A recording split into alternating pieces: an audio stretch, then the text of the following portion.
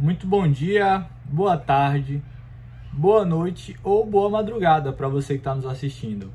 Eu me chamo Wairi Souza, sou advogado, sou especialista em ciências criminais e também em direito médico e da saúde. E esse aqui é o canal Qual o Meu Direito, certo? Nesse canal a gente traz sempre conteúdos de grande relevância para o teu cotidiano, conteúdos de grande relevância para o teu dia a dia. Tá, deixa eu só enquadrar melhor a câmera aqui.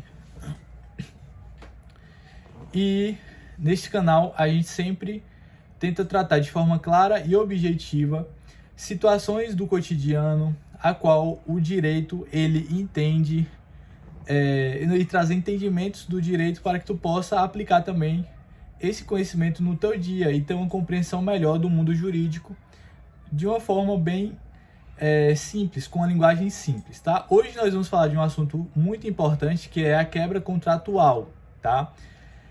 E as consequências jurídicas dessa quebra contratual. Esse é um tema importantíssimo porque nós, diariamente, praticamente, assim, eu me atrevo a dizer, nós fazemos contratos jurídicos, nós realizamos relações jurídicas. Mas como assim? Todos os dias? Se eu não vou no advogado todo dia, se eu não processo ninguém todos os dias, se eu não recebo o processo todo dia, como é que eu faço relações jurídicas, contratos jurídicos diariamente? Gente, se tu vai no mercado e tu compra uma mercadoria, isso para o direito é um contrato jurídico, é uma relação jurídica. Se tu aluga uma casa, um apartamento, isso é uma relação jurídica. Se um outro exemplo aqui muito claro, tu compra um apartamento, compra um carro. Ah, mas eu não faço isso todo dia. Então, uma coisa mais simples todos os dias. Se tu pega um Uber, tu tá estabelecendo ali uma relação jurídica. Se você abastece o teu veículo, é uma relação jurídica. Então, percebam que, de fato, todos os dias nós firmamos contratos dos mais diversos tipos. A questão, gente, é que você não faz um grande contrato, às vezes, todos os dias, igual o aluguel de uma casa, uma compra de um carro, um financiamento de um imóvel, tudo bem.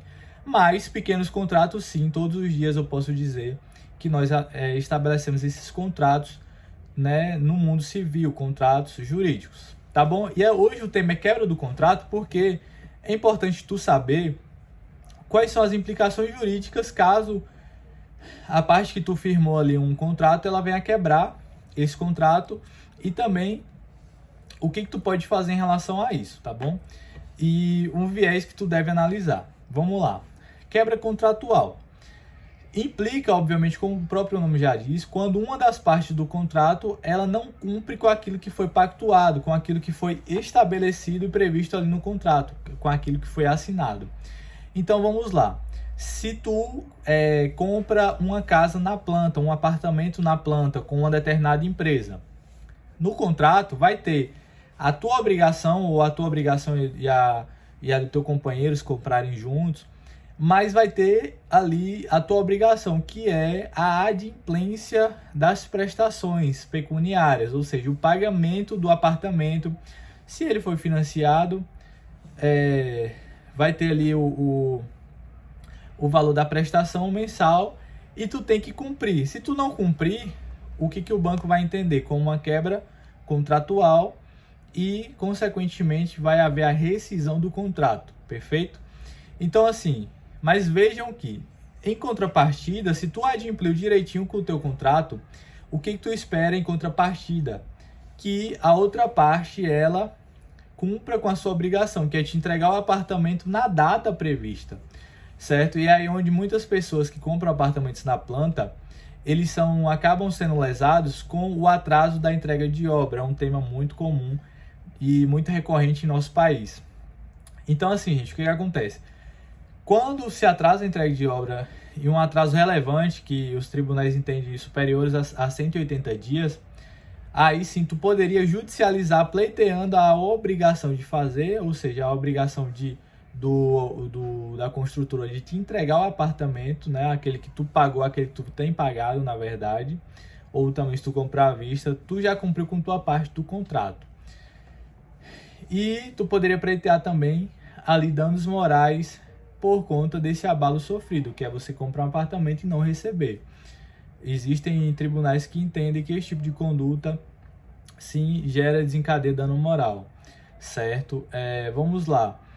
Agora a gente tem que deixar claro aqui que não é simplesmente um pequeno atraso que vai rescindir ali o contrato, que vai quebrar aquele contrato. A gente tem que analisar cada caso, é um caso, nós temos que analisar caso a caso. Por quê? Vai ter situações que a quebra contratual ela não foi desencadeada por uma vontade das partes que estão ali sobre a vigência daquele contrato. Vou dar um exemplo a vocês que aconteceu com muita frequência na pandemia, que foi as pessoas perdiam seus empregos e não tinham como pagar o aluguel. Então, aí entra numa exceção, gente, que chama caso fortuito e de força maior. Porque, veja, a pessoa, quando ela assinou o contrato de aluguel da casa dela, ela tinha um trabalho e a vida estava fluindo normalmente. E algo de força maior do que ela, uma força muito superior à vontade dela, fez com que ela não tivesse mais dinheiro para custear o aluguel. Veja que não é porque ela não está trabalhando porque estou em casa de boa aqui vendo Netflix. Ela não está trabalhando porque simplesmente há algo de força maior, que há uma pandemia, né, a qual a impediu de sair de casa. Então ela não tinha como ir trabalhar e, consequentemente, não tinha como receber. Então, nesses casos, nós sempre aconselhamos que todos os envolvidos no contrato, eles tentem resolver as situações amigavelmente, certo?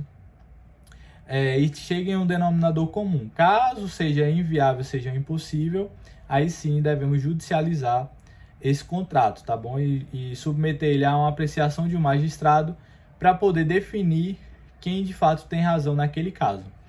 Um outro exemplo, gente, que a gente gosta muito de mencionar, é que dá para fazer a revisão contratual. Então, por exemplo, quando tu financia um veículo, por exemplo. Financiou um veículo e percebe que a parcela ficou pesada ali pro seu orçamento, né? Houve uma alteração, tu começou a ganhar menos, etc. Ou perdeu o emprego. E aí a parcela se torna excessivamente onerosa para tu pagar. A gente pode pedir judicialmente uma revisão também desse contrato de financiamento, ou para reduzir as parcelas, ou inclusive procurar juros abusivos no contrato para poder identificar qual seria o valor real, o valor devido da parcela, tá? Então, gente, o vídeo é esse sobre quebra contratual. Tem que analisar sobre esses viés, tá? Se uma situação semelhante a essas mencionadas aqui no vídeo, ou também se uma situação que está peculiar, que está acontecendo em sua vida sobre um contrato, uma relação jurídica que tu estabeleceu com alguém, procure a ajuda de um especialista para poder analisar esse contrato e identificar essas abusividades ou não, se houve ou não quebra contratual e também o que pode ser feito.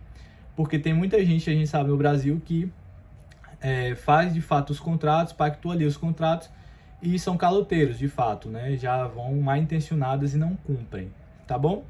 Esse foi o vídeo de hoje, um grande abraço, não se esqueça de se inscrever no canal, deixar o seu gostei aqui embaixo, ajuda muito esse vídeo a ser entregue a outras pessoas, tá bom? E até a próxima.